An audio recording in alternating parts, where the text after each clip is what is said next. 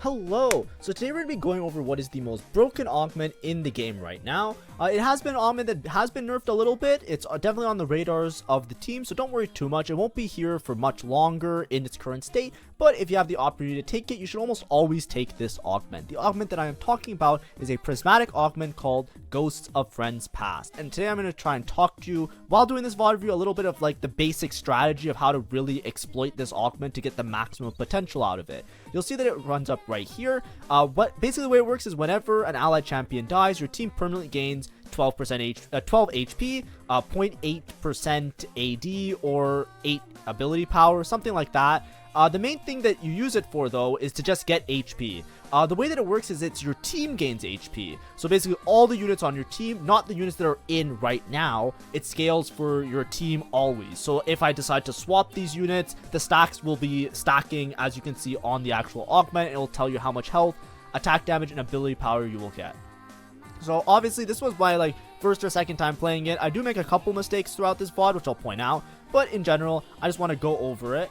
So Ghost of Friends Past, this is basically it. It got nerfed a lot. I think it was like 24 health when it first released, then it was giga broken. It's still very broken. It is a prismatic, so it is a bit rare, and it's only offered on 2-1. But basically what you're going to try and do is you're trying to gain as much health as possible. And then that's going to make you into like giga tanks, right? If you think about your team, right, think about the teams in general. When you think about frontline units, there's basically 3 different frontline traits, right? One of them is the Watcher trait, which basically gives you durability. One of them is Sentinel, which gives you like frontline armor for your whole team. Basically gets a bunch of armor and magic resist. And then the other one is Bruisers, which basically just scales off of HP. When you're playing Ghost of Friends Past, the main thing that you usually want to do is play around Sentinels. Whenever you're thinking of a giga tank, right, a lot of times tanks, you need 3 different things on tanks or frontline units. You need HP, you need armor / MR, and then you need some sort of like durability or something like that. Now obviously each of the tank traits give you one of these options. However, the augment that we picked gives us a bunch of HP, and Sentinels gives us a bunch of armor and MR. So what you can do with this augment is you can basically just pick all the Sentinels, play vertical Sentinel, which just means like play all the units that say Sentinel on them. So in this case, I'll just put all of these units, and then you can basically, depending on what items you get, you can then either play around like a Heimerdinger, or a Twitch if you have AD items. But basically the idea is that if you're going to play around AP, which you can play Heimer or Zoe, whichever you want, because they will synergize with the front line very nicely, because one of the Sentinels is going to be Visionary for Heimer, or it's going to be Rebel for Zoe, so it's going to work out. But typically if you're playing AP, you want to make an Archangels, and if you're playing around AD, you want to make a Guinsoo. The idea that you're going to have is you're basically going to play around having this impossible, impenetrable front line of Sentinels that give a bunch of armor and MR, the Augment, which will give you a bunch of HP, and then your backline units that will then ramp up as the fight goes on, which will make you pretty much unbeatable to most of the lobby. Now, the way that you play this is a little bit counterintuitive. Maybe at first glance, you might think, okay, well, then I'll get a bunch of HP. If I'm playing AP, I'll get a bunch of AP. If I'm playing AD, No, you just focus on getting HP. So how do you do that? When you go to the actual game, or when you're in the actual game, basically all you want to do is you just want to constantly, for as many times as you can without griefing your econ too much, you just want to play frontline units for most of your early game. So all of stage 2 here, I'm just accepting a loss streak.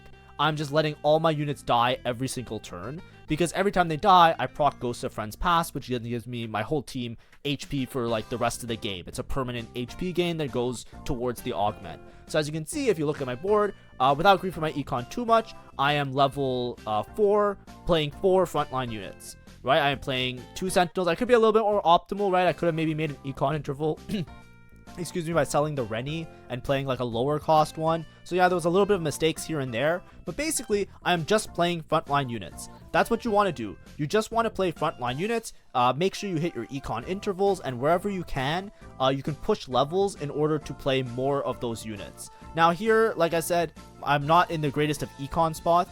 If you feel like you have a lot of money from the early game, then you could already right now push to level 5. You're not playing towards level 5 and all of this just for the sake of like saving HP and making a board that will win. You want to lose all of these rounds. You want to lose all of these rounds so all your units die every single turn, and then once they all die every single turn, you then get maximum stacks of HP. The HP is going to ramp up very, very fast. There'll be a couple times in this VOD where I'll hover over it just to show you what the HP stacks are. And you'll see that by the time I get to my final board, I'm going to have these Sentinels that basically each have like 100 armor. And then all the weaker units are basically going to have a bunch of HP. As you can see, it's stage 2-5, and I already have 200 HP for my entire board. 200 HP is the equivalent of every unit now having an extra belt on them. Right? Imagine if every single unit in my board had it on the front line, had a belt component attached to them. That is what has happened so far. It has only been one round, and it's already the equivalent of every single one of my units having a component, essentially. By the end of the game, it's going to be like almost every single unit has a Warmogs for free. When you have that much HP, it helps a lot. It helps your backline because they won't just get randomly sniped or randomly killed by some one-off unit. They'll be very tanky in the backline. Your frontline is going to be this wall that just can't die ever. And because we're stacking, we're going to play around Sentinels probably this game. You'll be able to stack that frontline in such a way that it'll basically be unkillable. Now, of course, you can also play around Bruisers and Watchers. You basically want to play one of the frontline traits, as many of them as possible, like 6 Sentinel or 6 Bruiser or 6 Watcher. They're all valid. They're all fine. The main thing, though, is just to make sure that you're always playing as many frontline units as possible. Obviously, within reason, you don't want to just, like, absolutely lose the game without having, like, any HP left. There is a way that you can just go instant 8th if you just sack every single round and never convert that to a win. But what you want to do is just want to, as many turns as possible, have as many of these frontline units in as possible. It also works on neutral rounds, which I think is not intended. So here I'm trying to make my board a little bit stronger just to make sure that I beat the Krugs. But often, if you want to be like super optimal with this and not like safe, you can also just level to 5 here, and then you could put some of your other frontline units that are weaker on the opposite side so that the Krugs kill them, and then you get an extra stack of the Ghosts of Friends pass. There's a lot of optimization around it, obviously. It's just like how razor thin of a margin do you think you can convert the win off of? Some people, like I've seen challenger level players do this, like Soju did it yesterday. If you watch a Soju VOD, for example, if you want to see somebody who did it better than I did, with less explanation maybe, then what he does is he just like levels a lot more aggressively, puts in way more frontline units, and then once he has all those frontline units, he then like converts it off of like, you know, like a 10 loss streak, right? Like he loses all of stage 3 as well. Here I played a little bit more safe, right? I'm going to play a lot of frontline units, as you can see, but I'm still going to play the Lux in the back line just so I can try and get a couple cheeky kills here and there in order to just put myself in a spot where I'm not guaranteed like every single round maximum loss and not having a lot of HP. Right? I'm just doing it a little bit more of a safe way. I'm kind of like that. Like, you know, I don't need to get the Giga first win out all the time. I'm kind of happier if I just like make sure that I don't put like this huge burden where I have to do a large conversion in a very small amount of rounds. But that's basically how you play the game. As you can see, I'm still anticipating that I'm going to lose most of my front line when I fight these boards. And the idea is that every time the front line dies, I get extra stacks. Now, of course, what I was saying is if you want to be really greedy, instead of playing the Lux here, what I could have done is I could have played another frontline unit in place of the Lux to get another stack of the HP. So here, for example, my Lux dies, I get a stack of AP that would then be for my whole team, right? I get like a little bit of ability power. I think it's like 0.8 AP or whatever it is. Of course, if you're trying to hyper optimize it, you would then not be playing the Lux. You would just play 5 frontline units, and then you would level to 6, and you would play 6 frontline units. Then you level to 7, you play 7 frontline units. And then when the round is over, you'll be like around 20 or 30 HP, and then you convert to a win. You just instantly roll down all your gold on level 8, you get your front line, you get your back line, and then you win out from there. As you can see here, I'm playing a little bit safer. I'm playing a couple backline units. They're not particularly good, but I am just making sure that I don't lose every round and then have no HP to play with. And that will translate to later in the game. You'll see that my stacks aren't as high as they could be. I'm just pointing it out. This is just the way that I took it, because I think I played this augment 3 times. The first time I played it, I absolutely botched it. I messed up. The second time I played it, I kind of got the hang of it. And this time I was like, okay, I'm looking around. Prismatic Lobby, a lot of the boards looked very strong, so I want to play something that I have a little bit more of breathing room for later in the game. So of course, obviously, like I said, if you want to hyper optimize and you want to be like the, you know, you're playing for first, guaranteed, like you want to get the first, then what you would do is you wouldn't play the Lux, you wouldn't play the Ezreal, you would just play more frontline units. You would play, for example, the Set, or the Vander, and you'd put yourself in a much better spot to get those HP stacks. The AD and the AP stacks aren't that important. Having a bunch of AP doesn't matter that much because, like I said before, if you're playing around an AD unit, you just make a Guinsu because then like your front line just lasts long enough so it stacks during the fight. Or if you're playing an AP unit, you would make what's it called? You would make a Archangels. Because the idea is that because your front line is so hard to kill, the fight's going to last a very long time, and then your backline unit will eventually just ramp up to a point where they're just absolutely deleting everything. So if it's like a Twitch, for example, Twitch with Guinsu would be really good. If it's a Corki with Guinsu would be really good. If you're playing a Zoe or a Heimer, you would put Archangels on them, etc. You would just make it so that because the fight is lasting a long time, you then get a bunch of ramping up effectively through your item like that way. So that's why you don't necessarily need to ramp up with the Ghost of Friends Pass. Like, I don't have to just like put a bunch of AD units or AP units. The HP is way more valuable. Hopefully that makes sense. If it doesn't make sense, you'll see how it works out a little bit later. But the idea is that with the Sentinel frontline, in this case, you can also play with Bruisers, like I said, and Watchers, depending on what you want to play. Sentinel is just the easiest. It just makes the most intuitive sense because they get a bunch of armor. So all of them are going to be really, really strong. Bruiser, sometimes it doesn't work out that way because you can't get items on all the frontline units. But with 6 Sentinel, you always guarantee that, and it's really, really strong. Here, I just get the Heimer. So I'm down to just play Heimer into my mid game. I can also get rid of the Ezreal now, and I can just play around this Heimer. I don't have Archangels. Like I said, I made Shojin. I think it's more important if you want to, like I said, hyper optimize. It's better to make Archangels for the reason that I explained with this comp. Archangels is the priority. If you have a bow, you're probably going to be forced to play AD. But here, you know, if I didn't make Spark, right, I would probably refrain from making... If I took this augment again in the future, I would refrain from making Spark. Sunfire is pretty good. It's just a really good frontline item now. But I would probably play more towards the out of having Archangels instead of Shojin, Spark. I would just slam Archangels first. And then I would worry about finding a tier for the Shojin later, if that makes sense. Because, like, you know, you can always make attack speed to supplement that. Here, I'm just going to put items on Heimer. That's fine. I don't have another frontline unit because, like, you know, the way that you determine if a unit gives you HP is if they have the word tank associated with their name. So somebody like Nocturne is an attack fighter, so he'll give AD even though he's a frontline unit. So you want to have some sort of tank unit in the front by their name description in TFT. You can see that if you click the unit and you look at the left of the screen. I'll try and point it out when it's available. As you can see here, I'm going to start winning rounds. This is what I was saying before. This is like me not hyper optimizing. If I was hyper optimizing, I would not be playing these backline units. I would be playing, for example, 7 frontline units, right? 7 frontline units until you're around 20 or 30 HP. Then you send it and you recover and then you win out. For me, I'm playing it a little bit safer. I'm trying to balance. Okay, I have a lot of stacks on Ghost of Friends Pass. I'm going to make sure I have enough HP to work with so I don't absolutely grief my own game. That's the reason that I'm doing that. So, for example, here, it's probably sell Ezreal, play Set if I wanted to optimize it a little bit better, because that's a frontline unit. There's also Scar. I think I'll notice it after. Yeah, okay, I get rid of Ezreal. Swain is a magic tank, so Swain should be giving HP because he's a tank, I'm pretty sure.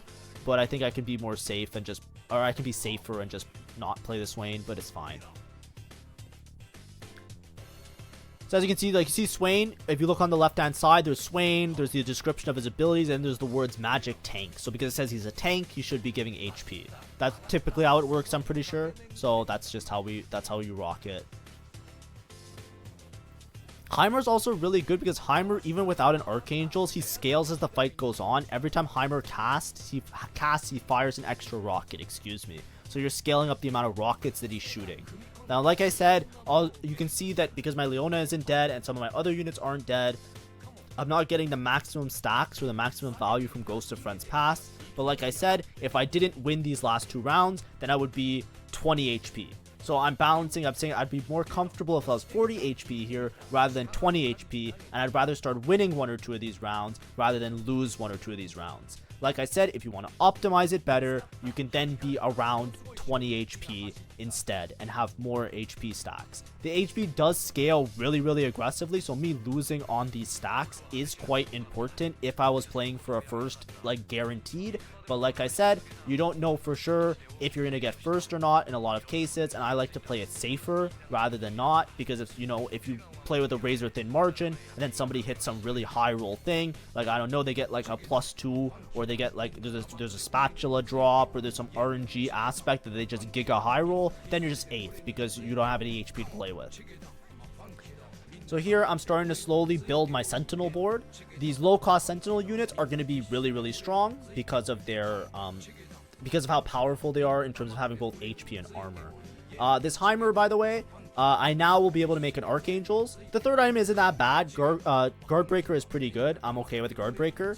So as you can see, I'm just going to play these items. Heimer's now effectively going to scale really well because he has Archangels as well as this built-in passive where every cast that he does, he fires an extra rocket. And the rest of my units are just going to be like these Sentinels, which are pretty inexpensive. I'm going to roll to try and get 6 Sentinel. I need to find 1 copy of Alawi, and then I'm just going to sit, right? If I lose units in the front, it'll be fine. But as you can see, you might notice things like the Irelia and the Leona are becoming very difficult to kill, right? Typically these units would die a lot faster. It's because you're combining both a massive amount of HP as well as armor. If you look at the stacks, I just showed it, you can go back in the video, they're at 500 HP. Every unit on my board has 500 extra HP, and we're not even at a point, we're in stage 4, right? We've already scaled over 2 rounds. Basically it's around 250 HP per round. So by the end of this stage, we're going to be like pretty much in the territory of every unit having a Warmogs on them. It's absolutely absurd how strong it is. So here, I'm just looking for any sort of combat augment. I take Inspiring Epitaph. I'm down to just get Health Shield because everybody's going to have a lot of HP, as well as stacking attack speed. So I'm going to roll down. I'm trying to look for, here I'm buying Zoe. I'm either looking for another AP unit, and Bessa's really good because she just gives armor to the whole team, so that just helps out a little bit. But I'm basically looking for either Zoe 2, Heimer 2, and I'm also looking for 1 copy of Alawi. So I found my Alawi, so I'm happy about that. I just need 1 more Sentinel. I don't know who I'm missing. I think I'm missing a Loris, and then I have my full Sentinel front line. So I'm rolling a little bit aggressively here. I just want to make sure that I hit everything. There's also a Jace, which I can hold on to, which will give me the Academy bonus that I'm looking for. And I can drop the Lux instead. So hold on to the Jace. Like I said, Bessa's really good. She just gives like team-wide armor buff, which is pretty nice. My armor buff is going to be very low because I have been sacking most of the game, so it's not that big of a deal. But either way, you're pretty stable even around like this Leona 2. The low-cost units are going to have so much HP that they're going to be very hard for the enemy team to deal with. Now this guy, on the other hand, he is very strong. He's Twitch and he's 6 Bruiser frontline. So right now I just don't have enough damage without the upgrades that I have. So there's a chance that I lose this fight. I think I would have won this fight if I optimized a little bit better, right? So this is what I mean. It's like sometimes you don't know. Had I optimized a little bit better, that I had 6 Sentinel in already, or I had more HP on my units, I probably would have won that fight. So that's like the trade-off, right? It's like, okay, I either play more safely around my HP and then I potentially lose 1 or 2 of these rounds by a narrow margin, or I play with a very narrow margin and then I just hope that I hit enough to win all of those rounds. For example, like if I rolled down here, I never hit Alawi, I wouldn't be able to be 6 Sentinel anyways, and then it's like a little bit awkward a lot of the time. But anyways, I'm Alawi paired, I'm Heimer paired. There's no real reason to like greed to go 9. This is a board that's pretty much stable as is. I could eventually go level 9 at one point, but I would rather just play around these units here. I make a Bloodthirster because like frontline item is frontline item. I'm totally down. I could also put on Jace late game if I end up playing Jace frontline, which is totally fine. But if we lose units, like the units that end up dying, it's totally fine because those units are going to just give us more HP stacks. Here I walked up so I get to kill this Kog'Maw. I'm gonna have a hard time dealing with this Scar, but as the fight lasts longer, I will ramp up and do more damage. As you can see, Leona 2, it's just a 2-cost Sentinel, is gonna live forever. You can imagine how unbearably difficult it is going to be to deal with an Alawi 2 once I hit Alawi 2. So here, I've been lose streaking, so I'm very low HP. I get the Alawi, so now I'm at Alawi 2. GG. Now I can transfer the items onto Alawi. I have my main tank set up. It's all good. Like I said, if you low roll and you don't hit Heimer, you can play somebody like Silco, which is often very little contested. Silco with Mundo is really strong because Mundo scales off HP, so you can play like a Dominator style board. If you don't play around Mundo, you can play around Zoe really easily. The idea is that you just want to try and establish a very, very strong front line with multiple units that are really, really strong tanks. This is just a very cheap and effective way to do it, because I'm basically playing around a lot of 2-cost and 1-cost units, and they're all very, very hard for the opponent to deal with because of how powerful they are. You can also put the Jace little crystal in the front line because it just adds like an extra front line utility, right? It's just like an extra frontline item. But in this case, as you can see, I'm going to put in the back line to give my Heimer a little bit more attack speed. I'm trying to figure out how I play around this Violet. Sometimes Violet just turns around and walks up on my Heimer, so there's a good chance I can lose to the Violet, but eventually we'll figure out like counterplay to that. But now I'm just reestablishing my econ. I should win pretty much every fight now. It's going to be really hard for anybody to deal with this front line for the time being, which is totally fine. And then, like, depending on how much econ I have, I'm either going to decide to go level 9 and try and play, like, an extra unit, right? I can go level 9 and play another Rebel, like Ezreal, because then that gives my Alawi even more HP. Or I can play around, like, rolling on level 8 to try and find this last Heimer, depending on how many Heimers are gone. Here, ideally we get a Heimer, some sort of Heimer anomaly. Something that gives him mana would be really nice, just to get him ramping up as fast as possible. Gain 25 mana on each kill is probably Heimer's best in slot, so we hit it, we're good to go. If we didn't get one of those, we'd rather get like AP. We don't really need more frontline anomalies, but in the worst case, we can play a frontline anomaly. Here I'm debating if I put in Ezreal or not. Ezreal does give 12% bonus HP to Alawi because of the Rebel trait, so it's fine to play the Ezreal over the Jace. Jace typically just does a lot more damage, and with the Crystal, it's just a lot more utility than Ezreal, but either or is fine. I'm not sure which is better in this particular spot. Eventually, I want to level, and I want to play both Ezreal and Jace in my late game. Here it's the Violet. This Violet has, this is like the one problem with this comp is it's very front to back. My Heimer is a Heimer 1. He could technically tank a little bit, but it's very difficult because, as you can see, there is a Violet 3 with a Spectral Cutlass, which means that the Violet can teleport to an opposite side of the board, so I can just get my front line could exist, and then the Violet can just TP beyond that, which you'll see right now. So this is what happens to me. This was just me being lazy. I scouted the first time and I didn't see them repositioned for me in particular, but this person literally positioned to completely own me. They TP instantly on my Heimer's dead, and now this is the problem with like these very front to back style comps. I have an impenetrable front line, but now I lost all my damage because I don't have my ramping up Heimer in the background. That was a big oversight by me, but I am not the best player. I'm kind of dumb like that sometimes. I make mistakes like that a lot, especially when it's like late at night or off stream, even on stream, or sorry, when it's on stream and it's late at night. I make tons of mistakes. So this was an example of one of those mistakes. That's why I like to not play with such a razor thin edge, because, like, you know, if I was like, you know, 1 life, for example, and I was like maximizing my HP stacks, then I would just go 8th here. That's something you just have to be really careful when you're like giga optimizing your board. If you're trying really hard to optimize, be very careful. That's why I like to play with a little bit of extra HP. I'm still 20 HP, which means I'm still like at least 1 extra life, right? Like there's no way that in stage 5 I'm going to take 20 damage with the type of board that I'm playing. So I have lots of wiggle room, and that's why I kind of sacked some of the Ghost of Friends Past value to make sure that I had this little wiggle room for myself, which I always recommend, right? Obviously, like, I'm a peak, like, Masters-ish level player. If you didn't know already, it's in the description and stuff. I'm very transparent about that. In the previous sets, I was always Masters.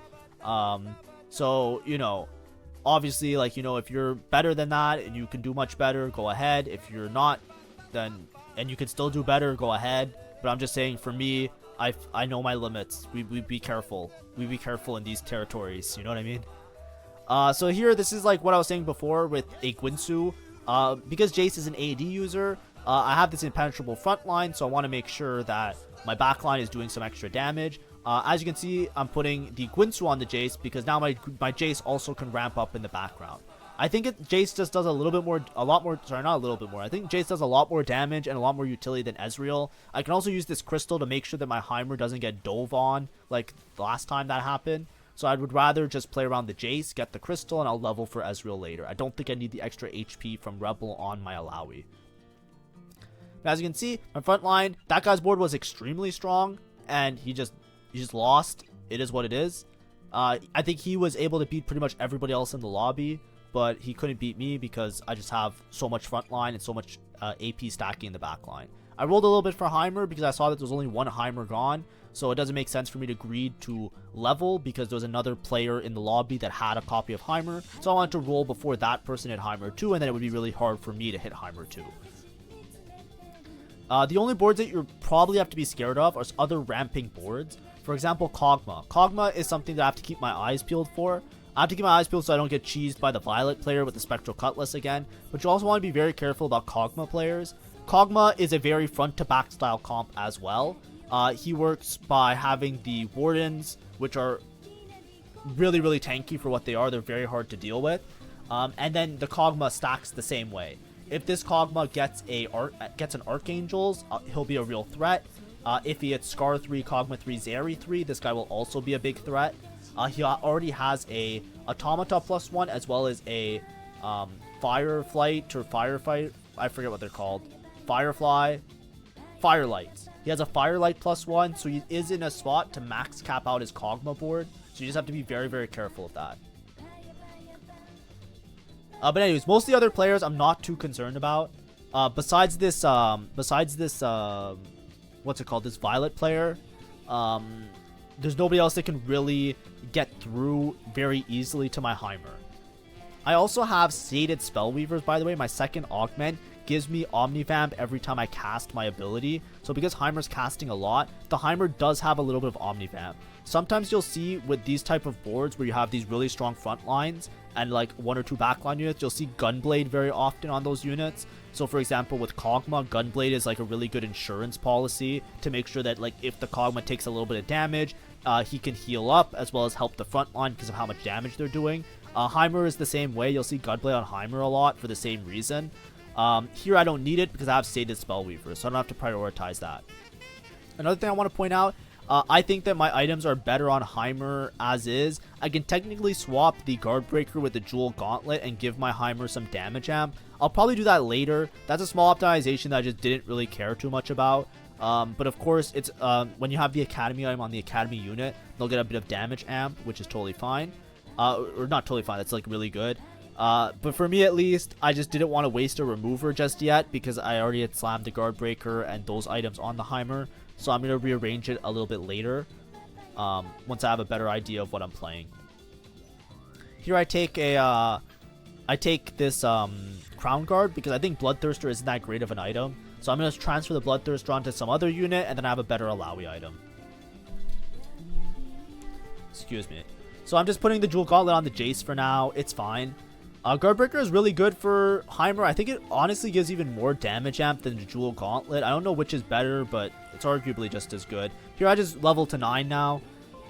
So I have the Ezreal in. I'm rearranging my items. So I put Spark and Sunfire on the Alawi. And now I'm going to rearrange the items. I get... oh, you know what? I could rearrange them a little bit better. Okay, I should move the Jewel Gauntlet now.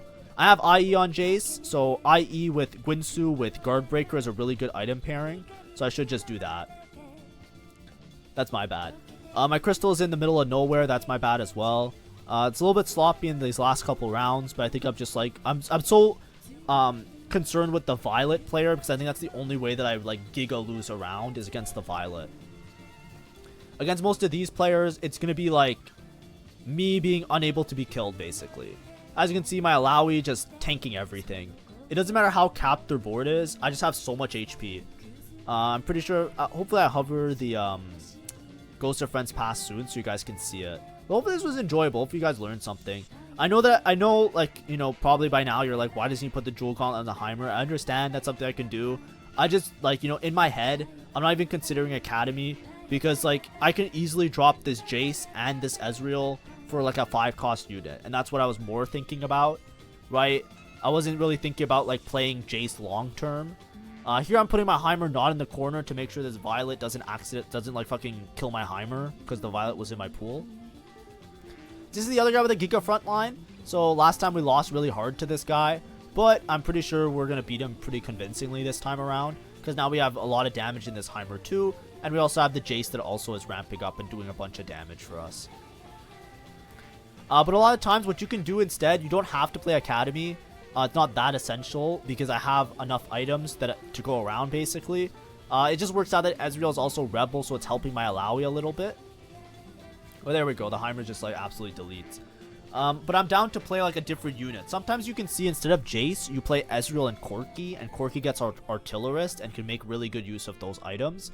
Or you can just commit to playing the Jace in the backline if you're playing the Heimer. Both are fine. Sometimes if you have enough space, you can also play 4 Visionary, which is definitely way better cap. So for example, if I sold Jace and Ezreal and I played Malzahar and another Visionary unit, then I would be way strong because Malzahar is very high cap. Malzahar 2 does more damage than Heimer in most situations, especially with 4 Visionary. So that's why I wasn't too concerned with the Academy items, but I think at this point, because I have Guinsoo IE, I think I'm just going to, probably this turn or so, I'm going to rearrange my items to make sure that the Heimer has the Jewel Gauntlet now. See? So it took me a while to get there, but it's like I said, it wasn't a priority on my list. Technically, if I'm trying to optimize those in-between rounds, this was the better option to have done like many rounds ago. Singed isn't as good as Rumble. Typically when you're dropping this board, you drop Singed first. But now I'm pretty committed to playing around Jace, so I'm going to hope that I eventually hit a Jace too. I'm putting my Heimer in the middle. He is more susceptible to damage in the middle, but I just want to make sure I didn't have time to scout. I don't want to accidentally die to the Violet player. So that's why I moved him around there. But here I'm just committing to Jace. So Jace is going to have his 3 items. Heimer has his 3 items. We're good to go. Tank has 3 items that are pretty good, right? Sunfire gives maximum HP, which is really good. Crown Guard is one of Alawi's best items probably, just because it gives like a huge amount of health shield. And then Spark just stays alive forever, so I'm constantly doing maximum damage with Heimer. The only person I have to be worried about in this lobby is the Kog'Maw player. The Kog'Maw player does ramp up. I think he also hit an Archangels for his Kog'Maw, so that's very scary. The Violet player is around, so I just have to be careful not to die to the Violet player.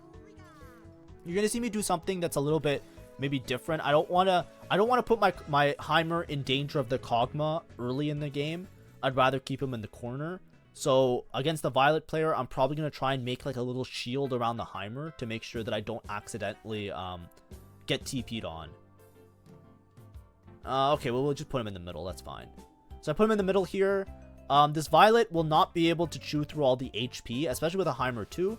So it might look a little bit scary, but as you can see, the frontline unit walks down here. And because the frontline units walk down, now the Violet TP's away before she's able to kill everything and get to the Heimer. So we're fine in this matchup. It is still a little bit scary. This is against a clone, and there is a chance that the Violet just like, donks, punches Heimer in the face and just kills him. So you gotta be careful. Like I said, I think this next round, I'm just gonna change it around. I just kind of panicked that one. I can trap my Heimer, or not like trap him, I can just surround him with other units.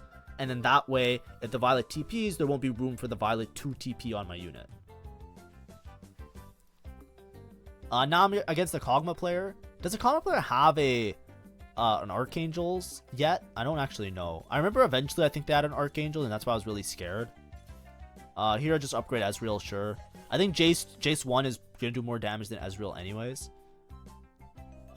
It's a Kog'Maw player, so I'm gonna try and face same side as Kog'Maw. I think the Kog'Maw won't be able to shoot through my front line and get to the Heimer anyways. So I want to be same side as the Kog'Maw. Okay, here, what does it have? It has double Gunblade. Okay. It doesn't have Archangels. It has double Gunblade. I think it had Archangels at one point. I can't remember if this was the game I'm thinking of or another one. But as you can see, this Kog'Maw is just stuck on my frontline unit. It finally killed the first frontline unit. So now it's just stuck on my Alawi. So yeah. The Scar jumps away. So my Heimer is able to walk up and just delete the Heimer here. Or sorry, delete the Kog'Maw. It's a little bit lucky.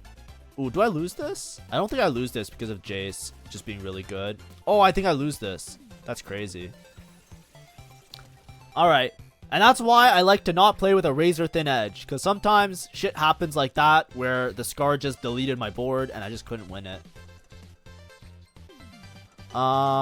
Yeah, that's what I was saying. The only person I'm really scared of ever is the Kog'Maw board because they have a comparable, really strong front line. I shouldn't win against him. Here I take the family emblem. I'm denying the family emblem to this other guy because he's the only one that can probably beat me. I'm pretty sure I beat the Kog'Maw player if I position a little bit better. I just kind of, like, the Scar jumping is very random, and I think he just jumped in such an inopportune spot that my Heimer kind of walked up in the middle of nowhere and then died. So it's a little bit hard to judge that. Okay, here I think I trapped my Heimer.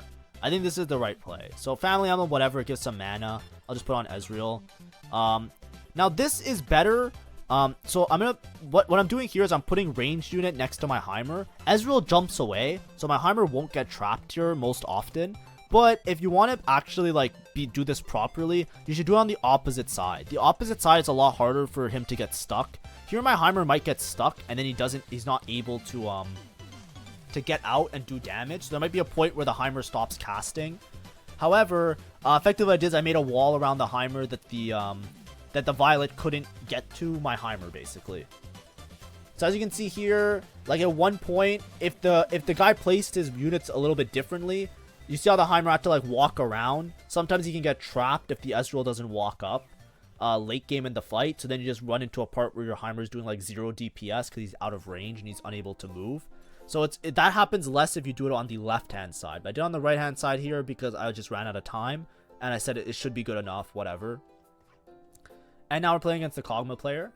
So it's me against this Kog'Maw, I'm pretty sure. And we just gotta hope for the best, right? Jason shop, so I might lock shop to try and get Jace too.